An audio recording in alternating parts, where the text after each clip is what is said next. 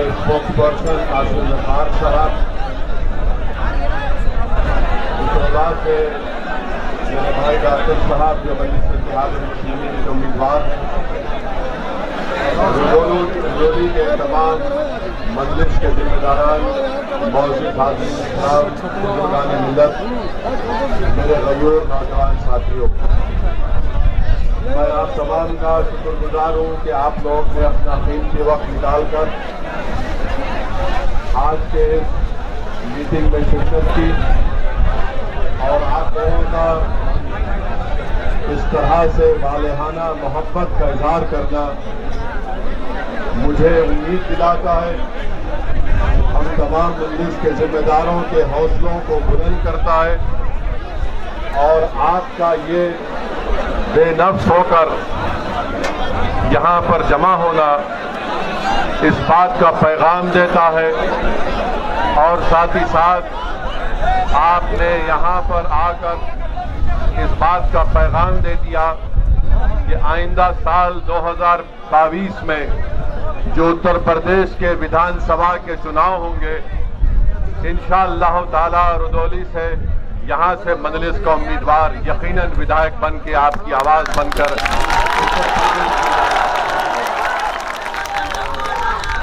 मेरे अजीज दोस्तों, मेरी इज्जतदार माँ और बहनों, मैं ज्यादा वक्त आपके दरमियान में नहीं रहूंगा, बस चंद अहम बातें आपसे करकर यहाँ से रुखसत हो जाऊंगा।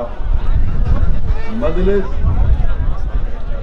आने वाले विधानसभा के चुनाव में पूरी ताकत और पूरी तैयारी के साथ जनाब मोहतरम शौकत अली की क़ियादत में विधानसभा के इलेक्शन को लड़ेगी। ये बात मैं इसलिए कह रहा हूं कि जो मजलिस के मुखालिफीन है वो इस बात को समझ ले कि ये वो मजलिस नहीं है जो 2017 में विधानसभा के इलेक्शन में हिस्सा ली थी। इस 5 साल के अरसे में मजलिस ने अपने संगठन को मजबूत किया। मजलिस का पैगाम उत्तर प्रदेश के घर घर पहुंच चुका है। मजलिस ने अपनी तंजीम को अपनी जमात के लोगों की मेहनत और जुस्तजू की बुनियाद पर पहले से ज्यादा आज उत्तर प्रदेश में मजबूत है और हमारा आपको यही पैगाम है, यही आपसे इल्तिजा और गुजारिश है कि उत्तर प्रदेश में मजलिस की पहली कोशिश ये है कि यहां से आपकी मुस्लिम अक़लियत की एक सियासी लीडरशिप बने। मैं आपको ये बात बताना जरूरी समझता हूं कि उत्तर प्रदेश भारत का सबसे बड़ा स्टेट है, प्रदेश है। यहाँ पर हर बिरादरी की यहाँ पर उनकी एक सियासी ताकत है, उनकी एक पहचान है। अगर उत्तर प्रदेश में अगर किसी की सियासी लीडरशिप नहीं है, किसी की सियासी आवाज नहीं है, किसी के आवाज की अहमियत नहीं है, किसी के आंसुओं की अहमियत नहीं है, अगर कोई यतीमी और लाचारी के माहौल और मायूस हो रहा है तो वो उत्तर प्रदेश का मुसलमान है। और मजलिस ये चाहती है कि आप जमहूरियत को मजबूत करें।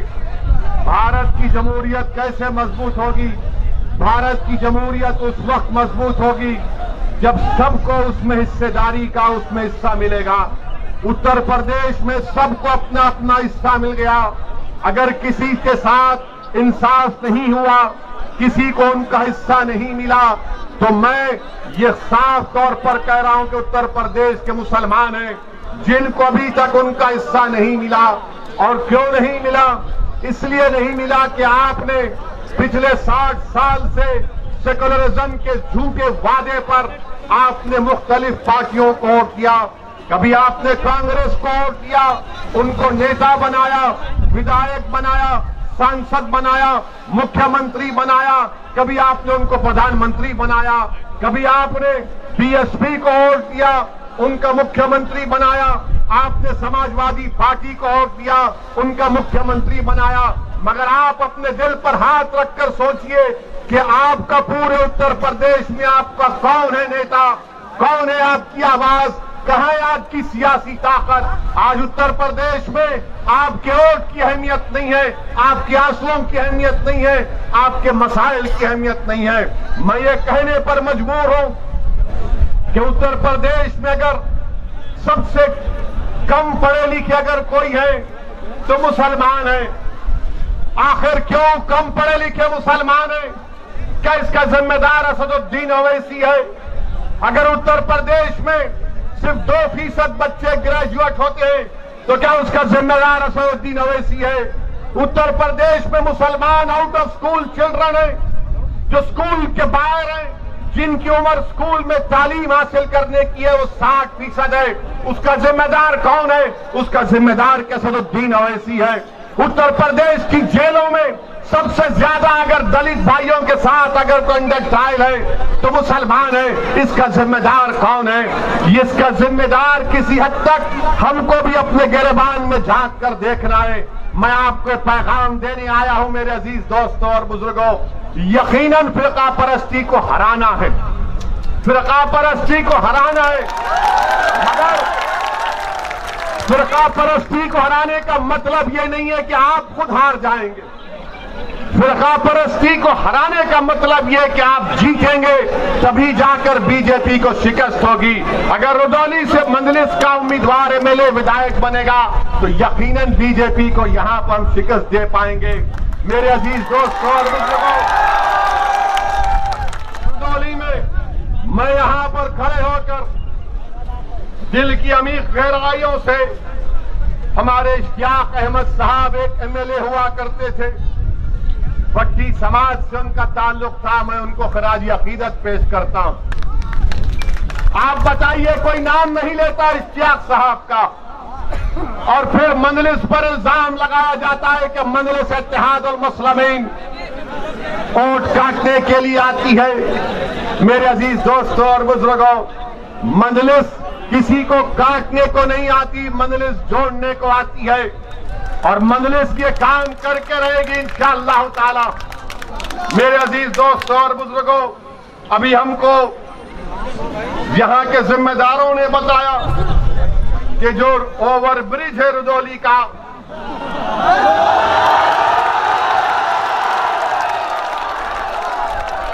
अब आप जाकर समाजवादी के लोगों से पूछेंगे ओवर ब्रिज क्यों नहीं बना 2 साल से, तो 5 साल से, तो बोलेंगे ओवैसी यहां से गया था इसलिए नहीं बना। ओवर ब्रिज नहीं बना, और जो मुख्यमंत्री बाबा हैं, बाबा को भी पता नहीं है। बाबा को बोलेंगे ओवर ब्रिज तो बाबा बोलेंगे नाम बदल दो। यानी हमारा हाल ऐसा हो गया है। और फिर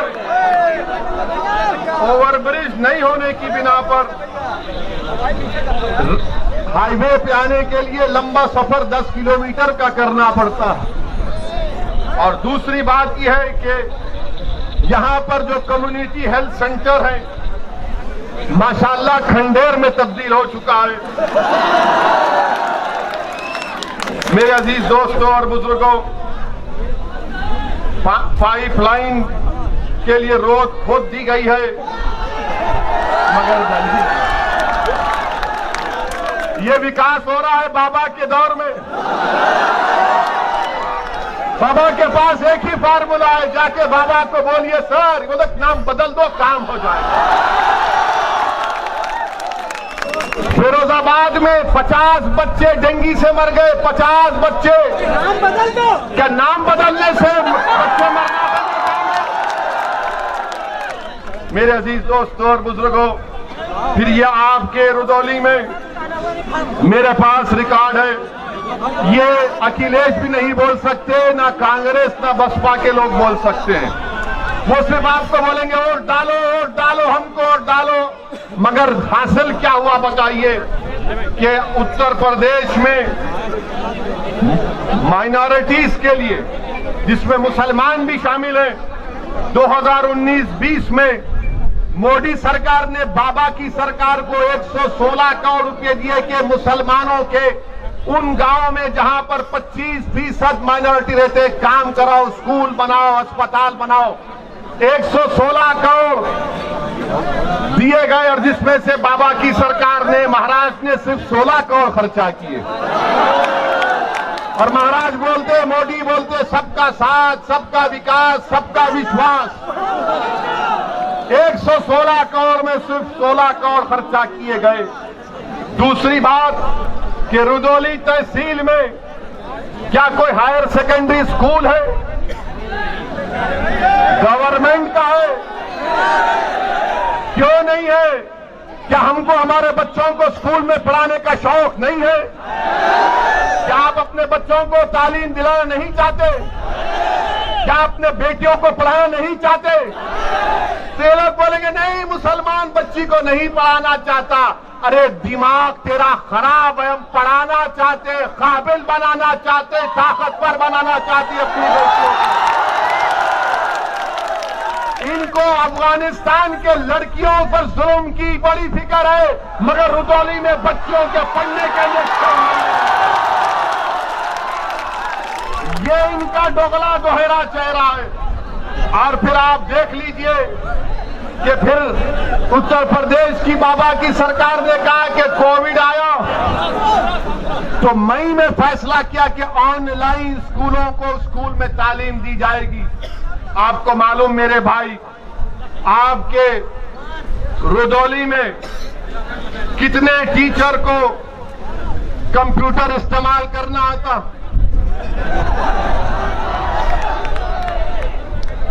कितनों को आता है? ये हाल यहां पर इस तरह का करके रखिए। और आप ये भी देख लीजिए कि जो हेल्थ की बात है, हेल्थ की बात में रुदौली में 255 सब सेंटर है, 40 प्राइमरी हेल्थ केयर सेंटर है, 5 कम्युनिटी हेल्थ सेंटर है, कोई सब डिविजनल हॉस्पिटल नहीं है, 4 डिस्ट्रिक्ट हॉस्पिटल है। तो योगी आदित्यनाथ की सरकार बनने के बाद कितने आपने खोले बताओ? कितने आपने खोले बताओ? जब आप जवाब दे रहे हैं तो सच्चाई पर पाबंदी होगा। आपको मालूम कि रुदौली में यह जिला अयोध्या का है, यहां पर कितने बच्चे 5 साल की कम उम्र के, जब 5 साल के होते हैं तो स्टंटेड कितने होते हैं, कमजोर कितने होते हैं? 50%। बाबा से जाकर पूछिए, महाराज से, तो बोलेंगे ये फिरका परस्ती की बात कर रहा हो ऐसी। मैं चैलेंज से कह रहा हूं कि 50% 5 साल के कम उम्र के बच्चे स्टंटेड है अयोध्या डिस्ट्रिक्ट में।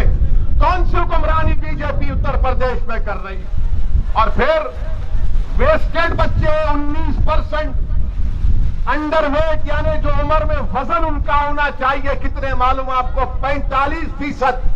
मैं जो कुछ कह रहा हूं, अगर मेरी बहन, मेरी मां मेरी बात को सुन रही है तो कहेगी कि हाँ ये बात सच है कि जिस बेटी को मैंने 9 महीने अपने पेट में रखकर पैदा किया, आज वो स्टंटेड भी है और उसका वेट भी कम है।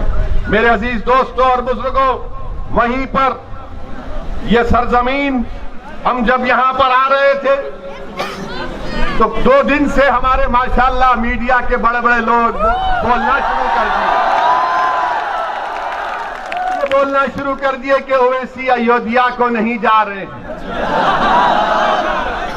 ओवैसी अयोध्या का नाम नहीं लेते हैं। मैंने कहा भाई साहब, अयोध्या भी भारत में है, फैजाबाद भी भारत में है और ओवैसी भी भारत में है। अब फैजाबाद की तारीख इनको नहीं मालूम, जो शाम में 6 बजे टीवी पर बैठते हैं, 8 बजे बैठते हैं, 9 बजे बैठते हैं, ऐसा बैठकर भाषण देते हैं, खुतबा देते हैं और ऐसा देते हैं कि बस नरेंद्र मोदी उनको देखे तो कहे कि ये तो मेरा घर वाला। क्या कहा उन्होंने कि ओवैसी को अयोध्या नहीं जा रहे? मेरे भाई, अयोध्या भी जाएंगे, क्यों नहीं जाएंगे? हम जब कश्मीर गए तो अयोध्या नहीं जाएंगे। और फैजाबाद की तारीख, इनको नाम फैजाबाद से इतनी जलन क्यों है? नाम बदल दिया, पेट में दर्द क्यों होता है? फैजाबाद की जेल में क्या अशफाकुल्लाह को फांसी नहीं दी गई थी? क्या फैजाबाद की जेल में अशफाकुल्लाह को जब फांसी दी जा रही थी तो क्या अशफाकुल्लाह जब फांसी के फंदे पर जा रहा था तो उसकी जबान पर कुरान की आयतें थी? जब अशफाकुल्लाह फांसी के फंदे पर गया तो रास्ते में जेल के लोगों से मिलकर कहा कि खुदाफिज, मैं अपने रब से मिलने जा रहा हूं। क्या अशफाकुल्लाह ने जब फांसी का फंदा लेकर उसको चूमा और अपने गले में डाला तो पूछने वाले ने पूछा कि बता मरने वाले, तेरी आखिरी ख्वाहिश क्या है? तो अशफाकुल्लाह ने क्या ये नहीं कहा कि ला के रख दे खाके वतन मेरे कफन में? ये मोहब्बत के मज़ार है अशफाकुल्लाह। ये हमको बोलना पड़ता है, वरना ये 6 बजे 8 बजे 9 बजे बैठकर जो चीखे मारते हैं, जो पुकारते रहते हैं कि हाँ माई बाप देख लो हमको आपकी तारीफ में बोल रहे हैं, इनको बचाना पड़ेगा। इनको बताना पड़ेगा कि ये लोग बात करते हिंदू और मुसलमान के इत्तेहाद की मोहब्बत की, यकीनन वो पैदा होना चाहिए। और कैसे पैदा होगा? अशफाकुल्लाह और राम प्रसाद बिस्मिल की दोस्ती कैसी थी? राम प्रसाद बिस्मिल अशफाकुल्लाह एक मंदिर के पास बैठे थे शाम के वक्त, एक मुसलमान आ गए मंदिर पर हमला करने के लिए, तो अशफाकुल्लाह ने अपना रिवॉल्वर निकाल कर कहा, खबरदार तुम मंदिर पर हमला नहीं करोगे वरना अशफाकुल्लाह फायर करेगा। ये मोहब्बत की मिसालें थी। क्या आपको मालूम नहीं? सुनिए, मैं थाली बजाने के लिए या आपसे दाद हासिल करने के लिए यहाँ पर नहीं आया हूँ। मैं तुम्हारी थालियों का मोहताज ना कभी था ना कभी रहूंगा। मैं किसी का मोहताज हूँ तो अल्लाह का मोहताज हूँ। मैं तुमको आपको बताने आया हूँ कि अपने दिलों में एक इनकलाब पैदा करो, अपने दिलों में एक तब्दीली पैदा करो। अगर जिंदा हो तो जिंदा कौम की मिसाल बनो, अगर जिंदा हो तो हरकत करो, अगर जिंदा हो तो अपनी पार्टी का वोट दो, अगर जिंदा हो तो तोड़ दो ये तमाम गुलामी की कैदियों की जंजीरों को जो 60 साल से तुमको डरा डरा कर तुम्हारा वोट हासिल करके हमको बर्बादी के तहने पर लाकर खड़ा कर दिया। मेरे अजीज दोस्तों और बुजुर्गों, अशफाकुल्लाह शहीद को एक मुसलमान जेलर जाकर अशफाकुल्लाह से कहता है कि अशफाकुल्लाह तुम गवाही माफी बन जाओ, तुम ये तमाम जो दीगर हिंदू हैं जिन पर काकोरी ट्रेन का मुकदमा हुआ तुम उनके खिलाफ बोलो। तो अशफाकुल्लाह ने कहा, मैं एक मुसलमान हूं और बाकी मेरे साथी हिंदू हैं, मैं अपने आप को गिरने नहीं दूंगा, ना अपनी कौम को गिरने दूंगा। मैं अंग्रेजों के खिलाफ था और रहूंगा। मेरा ख्वाब है कि मुल्क आजाद हो। मैं आज रुदौली में खड़े होकर आप तमाम से अपील कर रहा हूं कि अगर हम अशफाकुल्लाह के ख्वाबों को पूरा करना चाहते हैं, अगर हम राम प्रसाद पंडित राम प्रसाद बिस्मिल के ख्वाबों को पूरा करना चाहते हैं, तो अशफाकुल्लाह ने ये ख्वाब देखा था। अशफाकुल्लाह ने ख्वाब देखा था कि मुल्क जब आजाद होगा तो यहाँ पर सबको उनका हिस्सा मिलेगा। अशफाकुल्लाह ने ख्वाब देखा था कि मैं फांसी के फंदे पर चढ़ जाऊंगा, 27 साल की उम्र में अपनी जवानी को इस मुल्क पर कुर्बान कर दूंगा, मगर आने वाले नौजवानों का मुस्तकबिल खराब नहीं होगा। नौजवानों, रुदौली के गय्योर नौजवानों, उत्तर प्रदेश के मेरे गय्योर नौजवानों, तुमको अशफाकुल्लाह के ख्वाबों को पूरा करना है। तुमको पंडित राम प्रसाद बिस्मिल की तरह उस मोहब्बत की निशानियों को बताना है, और मोहब्बत होगी तो गुलामी नहीं होगी, हिस्सेदारी की मोहब्बत होगी, हिस्सेदारी की मोहब्बत होगी। ख्वाब अशफाकुल्लाह ने देखा था, अब उन ख्वाबों को पूरा करना आपकी जिम्मेदारी है। ख्वाब देखना शुरू करो और ख्वाबों को पूरा करने के लिए जिद्दोजहद करना पड़ेगा। यकीनन रास्ते में मसाइब और मुश्किलात आएंगे, कोई रास्ता आसानी से हम अपनी मंजिल मकसूद को आसानी तक नहीं पहुंच पाएंगे। जुस्तजू करना पड़ेगा, जिद्दोजहद करना पड़ेगा, ईसार और कुर्बानियों के मज़ारे करना पड़ेगा। मेरे अजीज दोस्तों और बुजुर्गों, जब हम अपने इन ख्वाबों को पूरा करेंगे तब जाकर हम एक सियासी कुव्वत बनकर यहां पर उभरेंगे। मेरे अजीज दोस्तों और बुजुर्गों, मैं आपको यह भी बताना चाहूंगा कि रुदौली में यहां पर जहां पर हमने इश्तियाक अहमद साहब का जिक्र किया तो रुश्दी मियां का भी जिक्र करना। मैं उनके खिलाफ नहीं हूं, बिल्कुल नहीं हूं, वो हमारे भाई हैं, दोस्त नहीं, हम जानते भी नहीं हैं उनको, मगर मैं समाजवादी पार्टी से पूछना चाहता हूं। समाजवादी पार्टी के अखिलेश यादव ये कहते हैं कि ओवैसी की जबान से जो अल्फाज निकलते हैं वो बड़े कड़वे होते हैं। अखिलेश यादव आ जाओ रुदौली में, तुम एक तरफ मैं एक तरफ, इस जनता को बात करेंगे, बोलेंगे तुम डराने की बात करते हो, मैं उम्मीद दिलाने की बात करता हूं। तुम भगाने की बात करते हो, मैं कहता हूं पीठ नहीं सीना दिखाओ। तुम जहालत की बात करते हो, मैं इल्म की बात करता हूं। तुम डराने की बात करते हो, मैं इत्तेहाद की बात करता हूं। ये मजलिस इत्तेहाद और मुस्लिमीन का पैगाम। और यहां पर आप जानते हैं कि पहली मर्तबा अब्बास अली जैदी रुश्दी मियां जब हारे तो 1000 वोट से हारे। 5 साल के बाद जब 2017 में इलेक्शन हुआ तो रुश्दी मियां 31,000 वोट से हार गए। मैं तो नहीं रहा था ना अखिलेश।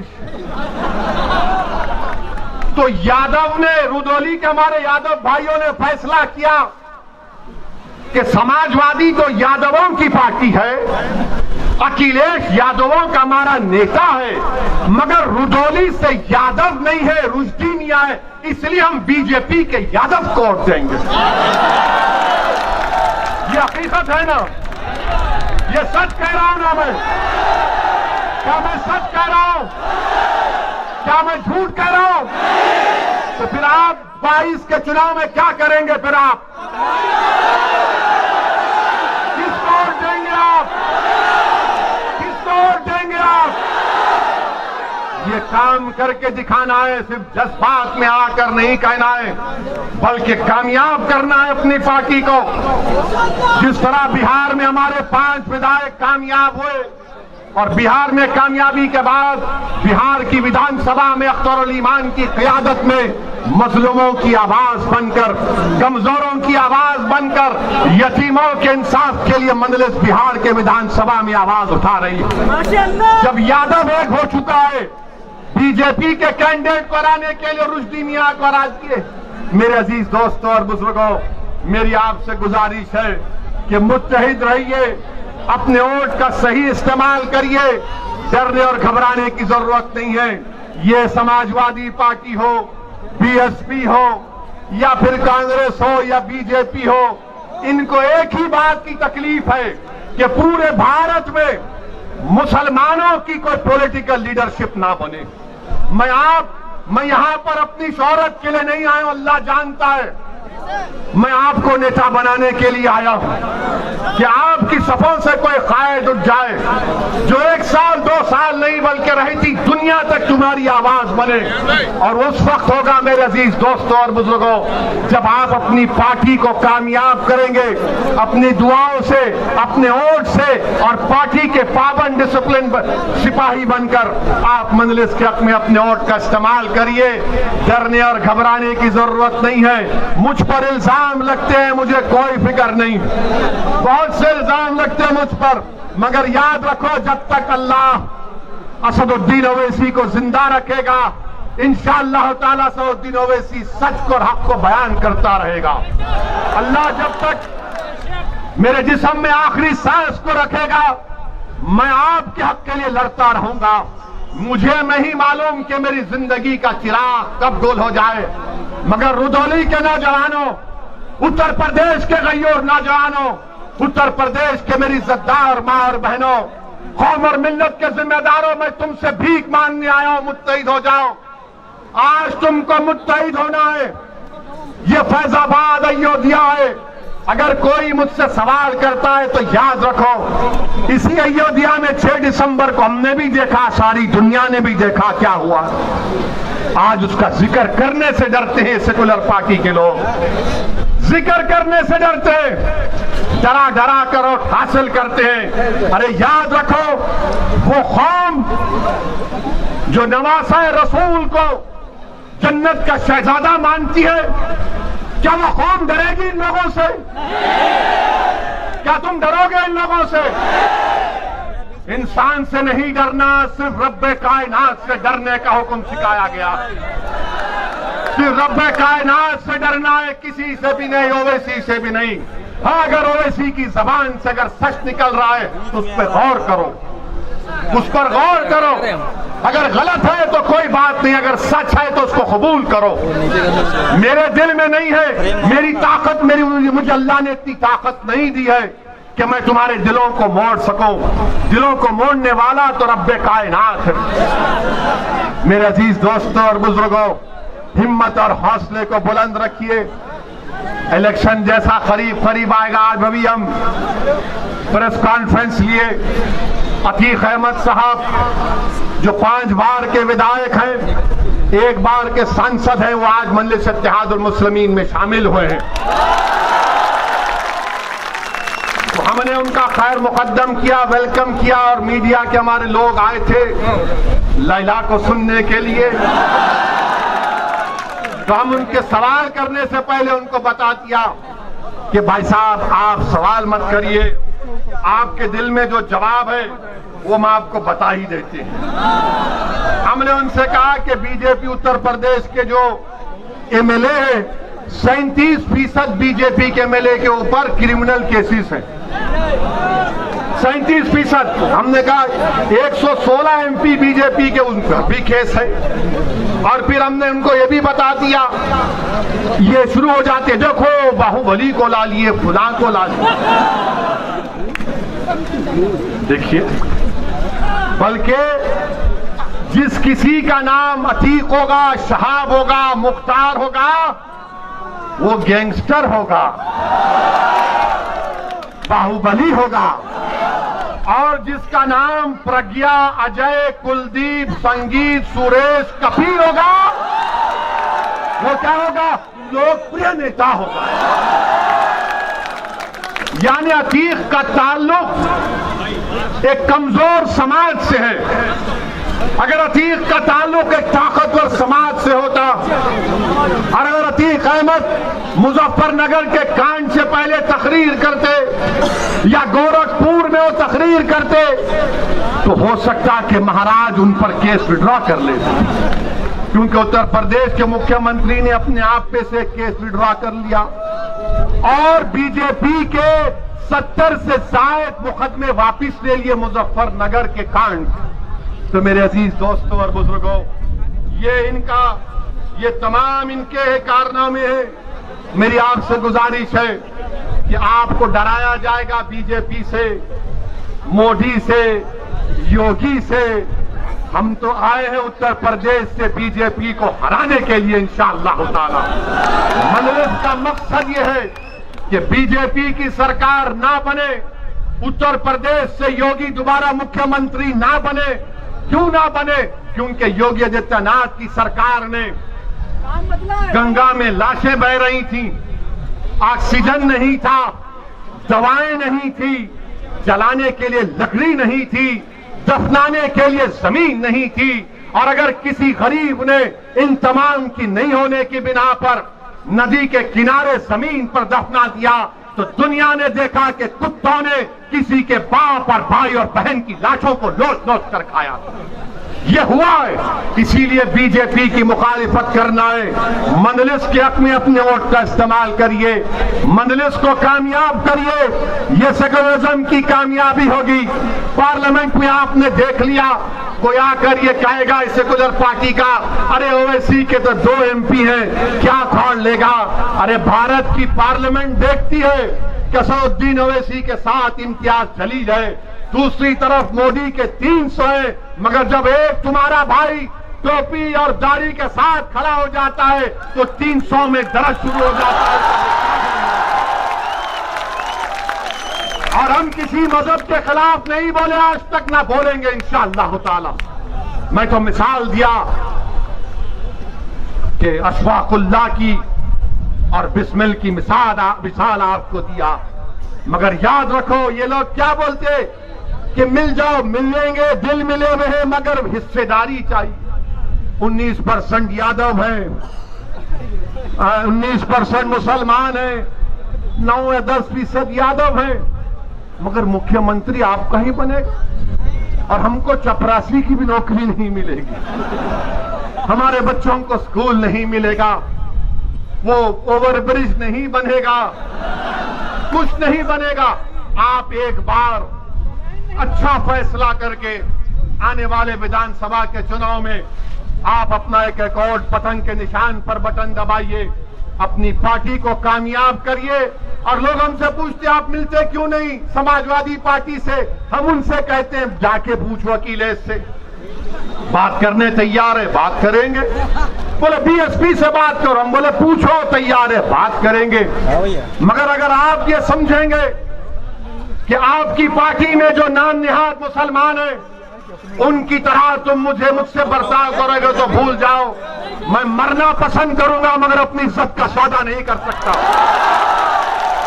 बराबरी से बात होगी, हिस्सेदारी की बात हो रही है।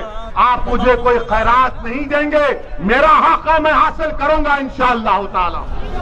मेरे अजीज दोस्तों और बुजुर्गों, हिम्मत और हौसले को बुलंद रखिए। अच्छा, उत्तर प्रदेश के चुनाव आ रहे हैं तो इसमें अब शुरू हो जाएगा ये तालिबानी तालिबानी तालिबानी, सुना आपने, बोल रहे हर एक को। अरे हम तो बोल रहे तालिबान को तुम बैन क्यों नहीं करते।